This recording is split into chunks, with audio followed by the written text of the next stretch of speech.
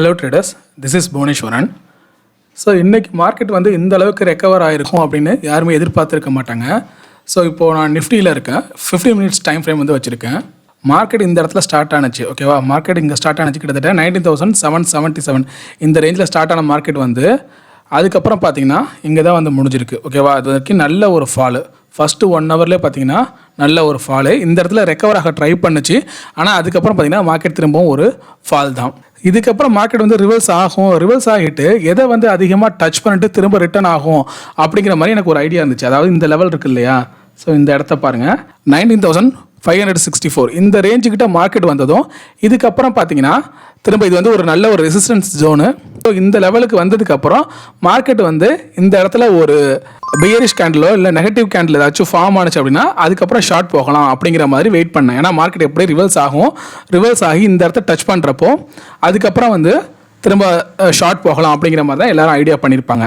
ஏன் அப்படின்னா மார்க்கெட் பாருங்கள், இது வந்து ஹை ஃபார்ம் ஆகிருக்கு, அதுக்கப்புறம் லோ, அதுக்கப்புறம் பார்த்தீங்கன்னா லோவர் ஹை லோவர் லோ, அதுக்கப்புறம் லோவர் ஹை திரும்ப லோவர் லோ. ஸோ இது வந்து பார்த்தீங்கன்னா வரிசையாக lower high lower low formation வரும்போது மார்க்கெட் வந்து டவுன் ட்ரெண்டில் இருக்குது அப்படிங்கிற மாதிரி தான் எல்லாருமே ஓரளவு அனலைஸ் பண்ணியிருப்பாங்க. சரியா, ஆனால் அது சப்போர்ட் அப்படிங்கிறது வந்து எங்கே எடுத்திருக்கு அப்படின்னா இப்போ காமிக்கிறேன் பாருங்கள். ஸோ இந்த லெவலில் வந்து மார்க்கெட் சப்போர்ட் எடுத்திருக்கு.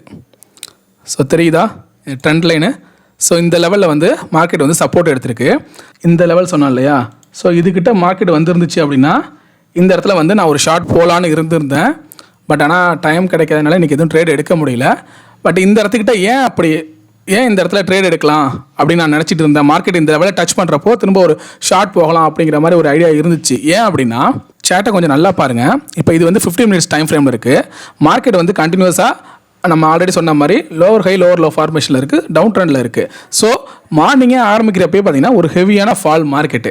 சரி, மார்க்கெட் இந்த மாதிரி ஃபால் ஆனப்போ இந்த இடத்துல பாருங்கள் நமக்கு நிறைய கேப் இருக்குது. ஓகேவா, இந்த இடத்துல வந்து இது மாதிரி கேப் இருந்துச்சு அப்படின்னாலே திரும்ப மார்க்கெட் வந்து இந்த கேப்பெல்லாம் ஃபில் பண்ணிட்டு தான் அடுத்த லெவல் வந்து கீழே இறங்கும். ஸோ அதனால் நான் என்ன ஐடியா பண்ணியிருந்தேன், மார்க்கெட் எப்படி ரெக்கவர் ஆகட்டும், மேலே வரட்டும், இந்த இடத்துக்கிட்ட மேலே வந்ததுக்கப்புறம் ஸோ இதை வந்து நம்ம ஸ்டாப் லாஸ் அதிகபட்சம் இந்த ரெசிஸ்டன்ஸ் இருக்குது இல்லையா, இந்த ரெட் கேண்டிலோட ஹை, இதை வந்து ஸ்டாப் லாஸாக வச்சுட்டு மார்க்கெட் இந்த லெவலில் டச் பண்ணதுமே அதுக்கப்புறம் நம்ம செல்லிங் போகலாம். இந்த இடத்துல வந்து ஒரு பியர் கேண்டில் ஃபார்ம் ஆனதுக்கப்புறம் செல்லிங் போகலாம் அப்படிங்கிற மாதிரி ஒரு ஐடியாவில் இருந்தேன்.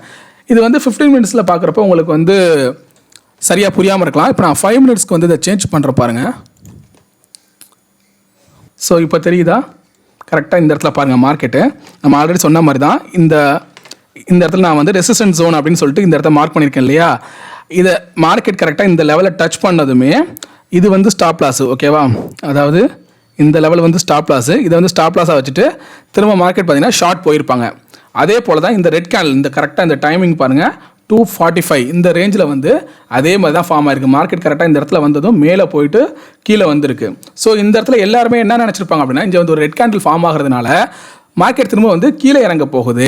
ஏன்னா இது வந்து ஒரு ரெசிஸ்டன்ஸ் ஜோனு, நல்லா கரெக்டாக இது வந்து ஒரு ரெசிஸ்டன்ஸ் லெவலாக இருக்கிறதுனால இதுக்கப்புறம் மார்க்கெட் வந்து ஷார்ட் போகலாம் அப்படிங்கிற மாதிரி தான். ஸோ அதிகம் பேர் அந்த மாதிரி தான் யோசிச்சிருப்பாங்க. பட் ஸ்டாப் லாஸ் வந்து இந்த லெவலில் வச்சுருப்பாங்க. இன்னும் சிலர் பார்த்தீங்கன்னா இந்த லெவல், ஓகேவா, இந்த மேலே இருக்குது இல்லையா 19,600 இந்த ரேஞ்ச் வந்து பார்த்தீங்கன்னா ஸ்டாப் லாஸாக வச்சுருப்பாங்க. ஸோ ஃபஸ்ட்டு ஸ்டாப் லாஸ் இதையும் ஹிட் பண்ணிட்டு மார்க்கெட் மேலே போய் அதுக்கடுத்து இந்த ஸ்டாப் லாஸும் ஹிட் பண்ணவும் நல்லா பார்த்தீங்கன்னா மார்க்கெட் வந்து இவ்வளோ தூரம் மேலே போயிடுச்சு. சரியா, ஸோ இதுலேயும் பார்த்தீங்கன்னா மார்க்கெட் திரும்ப ரிவர்ஸ் ஆகிறதுக்கான வாய்ப்பு நிறையா இருக்குது. ஏன்னா இந்த இடத்துலாம் பாருங்கள் நிறைய கேப் தான். மார்க்கெட் வந்து பாருங்கள் எந்த இடத்துலையுமே வந்து இப்போ நம்ம எஸ்எம்சி கான்செப்டில் இது வந்து நம்ம பார்த்துருப்போம். அதாவது ஒரு 3 கேண்டில் இருக்குன்னு வச்சுக்கோங்களேன். இந்த ஃபஸ்ட்டு கேண்டிலும் தேர்ட் கேண்டிலுக்கும் வந்து டச் இருக்கணும். அதாவது இந்த கேண்டில் இருக்குது இல்லையா, இந்த கேண்டிலோட ஹையும் இந்த 3வது கேண்டிலோட லோவும் கிட்டத்தட்ட டச் பண்ணியிருக்கணும். அப்போ தான் கரெக்டான அந்த ஃபேர் வேல்யூ கேப் வந்து இல்லைன்னு சொல்லலாம். இப்போ இதில் எல்லா இடத்துலையும் பார்த்தீங்கன்னா அந்த கேப் இருக்குது, ஃபேர் வேல்யூ கேப் அப்படிங்கிறது வந்து இருக்குது. ஸோ மார்க்கெட் வந்து திரும்ப வந்து ரிவர்ஸ் ஆகிறதுக்கான வாய்ப்பும் அதிகம் இருக்குது. சரியா, ஸோ அது ஆனால் எப்போ ரிவர்ஸ் ஆகும் அப்படிங்கிறது தெரியாது. ஆனால் மார்க்கெட் திரும்ப இந்த ரேஞ்சுக்கு வரும்போது, அதாவது 19,530 இந்த ரேஞ்சுக்கு வரும்போது திரும்ப இதை டச் பண்ணிட்டு கூட திரும்ப மேலே போகலாம்.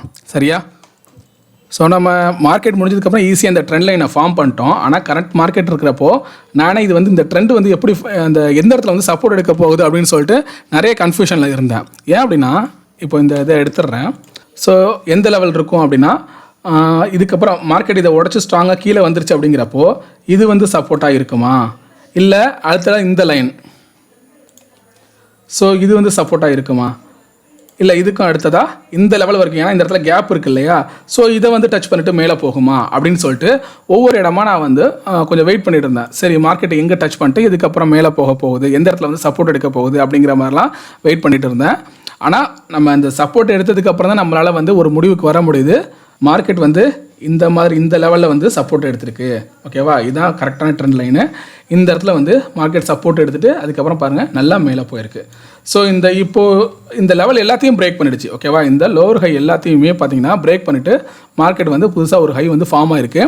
அதுக்கு அடுத்தது இதுக்கு வந்து எது ரெசிஸ்டன்ஸாக இருக்கலாம்னா இந்த லெவலில் பாருங்கள், இது வந்து ரெசிஸ்டன்ஸாக இருக்கும் 90,675 இந்த ரேஞ்ச் இருக்கும். அதுக்கு அடுத்ததாக பாருங்கள் இதெல்லாம் அடுத்தடுத்த ரெசிஸ்டன்ஸாக இருக்கும். ஸோ மார்க்கெட் இன்கேஸ் மேலே போணுச்சு அப்படின்னா பார்த்து ஹேண்டில் பண்ணுங்கள். அதே போல் நாளைக்கு வந்து மார்க்கெட் வந்து கேப் அப்லேயோ இல்லை கேப் டவுனில், மேக்ஸிமம் பார்த்தீங்கன்னா கேப் டவுனில் ஓப்பன் ஆகிறதுக்கும் வாய்ப்பு அதிகமாக இருக்குது. ஏன்னா இந்த இடத்துல பாருங்கள் நல்ல ஒரு அக்ரெசிவான பையிங் வந்து வந்துருச்சு. ஓகேவா, இந்த ட்ரெண்ட் லைன் பாருங்கள், இதை வந்து பிரேக் பண்ண வந்து மார்க்கெட் இவ்வளோ அக்ரெசிவாக மூவ் ஆகிடுச்சு. இந்த ரேஞ்சு பாருங்கள், கரெக்டாக இந்த லெவலை இந்த ட்ரெண்ட் லைனை மார்க்கெட் பிரேக் பண்ணி க்ளோஸ் வைக்கவுமே அதுக்கடுத்து நல்லா இவ்வளோ தூரம் வந்து மார்க்கெட் மேலே போயிடுச்சு. ஸோ திரும்ப மார்க்கெட் வந்து இங்கேருந்து இவ்வளோ தூரம் கீழே இந்த லெவல் வரைக்கும் வரதுக்கான வாய்ப்பும் இருக்குது. சரியா, ஸோ நாளைக்கு கொஞ்சம் அதெல்லாம் கவனமாக வச்சுக்கிட்டு, நாளைக்கு வேறு எக்ஸ்பைரி டே. ஸோ இதெல்லாம் கவனமாக புரிஞ்சுக்கிட்டு அதுக்கு தகுந்த மாதிரி உங்களோட ட்ரேடை வந்து வச்சுக்கோங்க. அதே போல் இதை வந்து 1 hour கேண்டில் வச்சு பார்ப்போம். ஸோ இந்த இடத்துல பாருங்கள், நம்ம ஆல்ரெடி வந்து ஒரு ட்ரெண்ட் லைன் ட்ரா பண்ணியிருந்தோம். இந்த லெவல் பாருங்கள், இப்போ மார்க்கெட் கரெக்டாக அதோட ரெசிஸ்டன்ஸில் வந்து இருக்குது. ஓகேவா, ரெசிஸ்டன்ஸை பிரேக் பண்ணிடுச்சுன்னே சொல்லலாம். இருந்தாலும் இதெல்லாம் மார்க்கெட் வந்து பிரேக் பண்ணட்டும். இந்த லெவல்லாம் 19,675 இருக்கு இல்லையா, இதெல்லாம் பிரேக் பண்ணி மேலே போணுச்சுன்னா அடுத்து இந்த லெவல் இருக்குது 19,730. ஓகேவா, ஸோ இதெல்லாம் பிரேக் பண்ணிச்சுன்னா அடுத்தடுத்த லெவலுக்கு போகும். எப்போதுமே ஒரு மார்க்கெட் ட்ரேட் ஆகிறப்போ ஒரு விஷயத்தை புரிஞ்சுக்கோங்க. ஒரு லெவலில் மார்க்கெட் பிரேக் பண்ணுச்சுன்னா அடுத்ததான ஒரு ரெசிஸ்டன்ஸ் இருக்கும். ஸோ அந்த ரெசிஸ்டன்ஸ் வரைக்கும் போகும். நம்ம கண்டினியூவாக மேலே போகணும்னு சொல்ல முடியாது மார்க்கெட்டை எப்போதுமே. ஸோ இந்த ரெசிஸ்டன்ஸ் இருக்கு இல்லையா, இந்த பாயிண்ட்டை பிரேக் பண்ணால் அடுத்து இந்த லெவல் வரைக்கும் போகும். இல்லை இதையும் பிரேக் பண்ணுச்சுன்னா அடுத்து இந்த ரெசிஸ்டன்ஸ் வரைக்கும் போகும். ஸோ அதுக்கு தகுந்த மாதிரி தான் உங்கள் ட்ரேட் இருக்கணும். சரி, இதை பிரேக் பண்ணிட்டா உடனே இதுலேருந்து இந்த லெவலை பிரேக் பண்ணிட்டா போதும், அதுக்கப்புறம் இங்கேருந்து இந்த லெவல் வரைக்கும் போகும் அப்படின்னு வந்து கண்மூடித்தனமாக நம்பக்கூடாது. எந்த இடத்துல வேணாலும் திரும்ப அதை வந்து ரெசிஸ்டன்ஸை டச் பண்ணிவிட்டு அகைன் பார்த்தீங்கன்னா ஒரு ஸ்விங்கோ இல்லை திரும்ப ஒரு ஷார்ட் டேர்ம் கரெக்ஷனோ கொடுக்கலாம். உங்களோட அடுத்தடுத்த டார்கெட்டுங்கிறது அடுத்தடுத்த ரெசிஸ்டன்ஸை நோக்கி இருக்கணும். ஸோ இந்த ரெசிஸ்டன்ஸை பிரேக் பண்ணிடுச்சா அப்போ மார்க்கெட் அடுத்த ரெசிஸ்டன்ஸ் வரைக்கும் போகிறதுக்கு வாய்ப்பு இருக்குது. ஸோ அது வரைக்கும் உங்களோட டார்கெட்டை வச்சுக்கலாம். இல்லை அந்த ரெசிஸ்டன்ஸ் பிரேக் ஆகுதா, ஸோ அடுத்த டார்கெட்டு ஓகேவா, அடுத்த ரெசிஸ்டன்ஸு, அந்த மாதிரி உங்களோட ஸ்டாப் லாஸை நீங்கள் ட்ரையல் பண்ணலாம். இல்லைனா உங்களோட அந்த டார்கெட்டையும் பார்த்தீங்கன்னா ட்ரையலிங் பண்ணிட்டு போயிட்டுருக்கலாம்.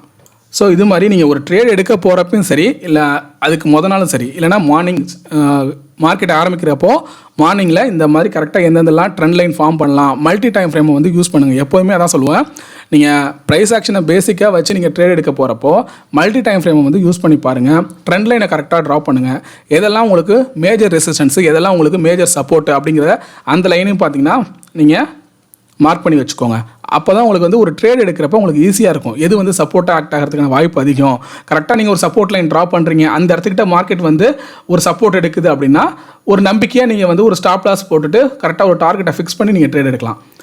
இப்போது இந்த இடத்துல நீங்கள் ஆல்ரெடி நீங்கள் வந்து இந்த லெவல் வந்து 1 hour டைம் ஃப்ரேமில் வச்சுருந்து இப்போ இந்த இடத்த உங்களுக்கு கரெக்டாக நீங்கள் ஆல்ரெடி ஃபைன் பண்ணியிருந்தீங்கன்னு வச்சுக்கோங்களேன். இப்போ இது வந்து உங்களுக்கு சப்போர்ட்னு கரெக்டாக தெரிஞ்சிருக்கு. ஆல்ரெடி இப்படி நீங்கள் சப்போர்ட் பாயிண்ட் வரைஞ்சி வச்சுருந்தீங்க அப்படின்னா, ட்ரா பண்ணியிருந்தீங்கன்னா கரெக்டாக இந்த இடத்துல மார்க்கெட் சப்போர்ட் எடுத்திருக்கு அப்படின்னா இங்கே வந்து நீங்கள் வந்து ஒரு கரெக்டான ப்ராப்பரான ஸ்டாப் லாஸ் போட்டு ஒரு டார்கெட்டை ஃபிக்ஸ் பண்ணி ஒரு ட்ரேட் எடுத்துருக்கலாம். சரியா, இந்த ட்ரெண்ட் லைன் உங்களுக்கு முன்னாடியே தெரிஞ்சிருந்துச்சு அப்படின்னா இந்த மாதிரி ஒரு ட்ரேட் நீங்கள் என்ட்ரி எடுத்துருக்கலாம். இல்லை இந்த ட்ரெண்ட் லைனை நல்லா ஸ்ட்ராங்காக பிரேக் பண்ணுதா, அப்போது அடுத்த லெவல் எது, அடுத்த சப்போர்ட் எது, ஒன்று இந்த லெவலாக இருக்கலாம், இல்லைனா இந்த லெவலாக இருக்கலாம். ஸோ இது வரைக்கும் மார்க்கெட் வந்து வரதுக்கான வாய்ப்பு இருக்குது அப்படின்னு சொல்லிட்டு இதை நீங்கள் வந்து அடுத்தடுத்த சப்போர்ட்டாக வச்சுருக்கலாம். ஸோ முடிஞ்ச வரைக்கும் நீங்கள் மார்க்கெட் கூட அதிகமாக இன்ட்ராக்ட் பண்ணுங்கள். மார்க்கெட் முடிஞ்சதுக்கப்புறமும் சரி, மார்க்கெட் ஸ்டார்ட் பண்ணுறதுக்கு முன்னாடியும் சரி, எப்படிலாம் அது நிறைய டைம் ஃப்ரேமை வந்து சேஞ்ச் பண்ணி பார்த்துட்டு எப்படிலாம் ட்ரெண்ட் லைன் ட்ராப் பண்ணலாம், இதெல்லாம் இது வந்து சப்போர்ட்டாக இருக்குது, இதெல்லாம் நீங்கள் வந்து முடிஞ்ச வரைக்கும் ஃபைன் பண்ணிட்டீங்க அப்படின்னா உங்களுக்கு ட்ரேட் எடுக்கிறது வந்து ஈஸியாக இருக்கும். உங்களோட என்ட்ரிங்கிறது வந்து கரெக்டாக இருக்கும். சரியா, பேங்க் நிஃப்டி அடுத்தது பார்ப்போம். ஸோ பேங்க் நிஃப்டிலையும் இதே மாதிரி தான் இன்றைக்கி பாருங்கள். ஆனால் இதில் பேங்க் நிஃப்டியில் ஒரு விஷயம் இருக்குது, இதை கொஞ்சம் கவனமாக நாளைக்கு வச்சு ட்ரேட் பண்ணுங்கள். பேங்க் நிஃப்டி இந்த லெவலில் பாருங்கள். ஸோ இந்த ரேஞ்சு ஓகேவா, இது வந்து நாளைக்கு ஸோ பேங்க் நிஃப்டியில் இந்த லெவல் வந்து மேஜர் ரெசிஸ்டன்ஸாக நாளைக்கு வந்து ஆக்ட் ஆகலாம். மார்க்கெட் இதை வந்து நோட் பண்ணிக்கோங்க. இதை பிரேக் பண்ணுச்சு அப்படின்னா மார்க்கெட் நல்ல ஒரு அப் மூவ்மெண்ட் கொடுக்கும். அடுத்து இந்த லெவல் இருக்குது சரியா, 45,100. நல்லா புரிஞ்சுக்கோங்க. இந்த 45,000 வந்து பிரேக் பண்ணுச்சு அப்படின்னா இன்னொரு 100 பாயிண்ட் வந்து மார்க்கெட் மேலே போகும். 45,100 வரைக்கும் மேலே போகும்.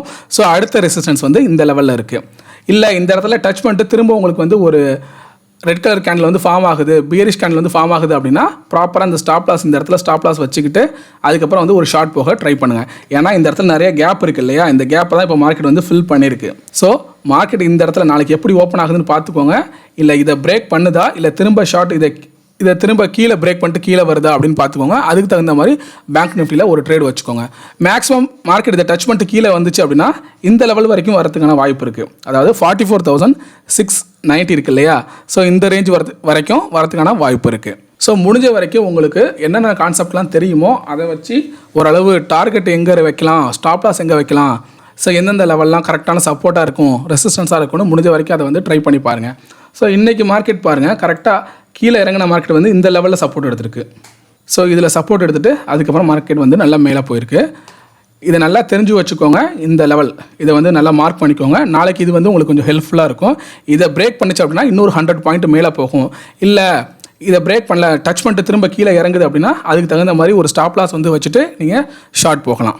ஸோ டிசிப்ளினாக ட்ரேட் பண்ணுங்கள். நீங்கள் ஒரு ட்ரேட் பண்ணுறீங்க அப்படிங்கிறப்போ உங்கள்கிட்ட இருக்கிற கேபிட்டலாம் மொத்தமாக ஒரு ட்ரேடில் போட்டுறாதீங்க. ஒரு 1 lakh இல்லை 2 lakh வச்சுருக்கீங்க அப்படின்னா அதில் ஒரு 10% இல்லை 20% யூஸ் பண்ணி ஒரு ட்ரேட் எடுங்க.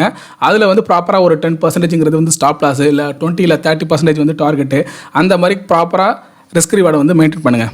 இந்த மாதிரி பண்ணுறப்ப தான் ஃபஸ்ட்டு ட்ரேட் உங்களுக்கு லாஸ் ஆனால் கூட ரெண்டாவது ட்ரேடை வந்து நீங்கள் ஒரு பயம் இல்லாமல் நீங்கள் எடுக்க முடியும். மொதல் ட்ரேட்லேயே மொத்த கேபிட்டல் நீங்கள் போட்டுட்டீங்க அப்படின்னா அடுத்த ட்ரேடுக்கு பழைய கேபிட்டல் உங்களுக்கு வந்து இருக்காது. ஸோ அதனால் நீங்கள் என்ன பண்ணுவீங்க, ஓவர் ட்ரேட் பண்ண ஆரம்பிச்சிருவீங்க. உங்களோட டார்கெட்டுங்கிறது வந்து பெருசாக வைக்க ஆரம்பிப்பீங்க. ஸோ இது எல்லாத்தையும் கவனத்தில் வச்சுக்கிட்டு டிசிப்ளினாக ட்ரேட் பண்ண பாருங்கள். ஸோ இந்த வீடியோ உங்களுக்கு பிடிச்சிருந்துச்சுன்னா லைக் பண்ணுங்கள், உங்கள் ஃப்ரெண்ட்ஸ்க்கும் ஷேர் பண்ணுங்கள். உங்களுக்கு ஏதாவது சந்தேகங்கள் இருந்தால் கமெண்ட் பண்ணுங்கள். மறக்காமல் சப்ஸ்கிரைப் பண்ணுங்கள். தேங்க்யூ.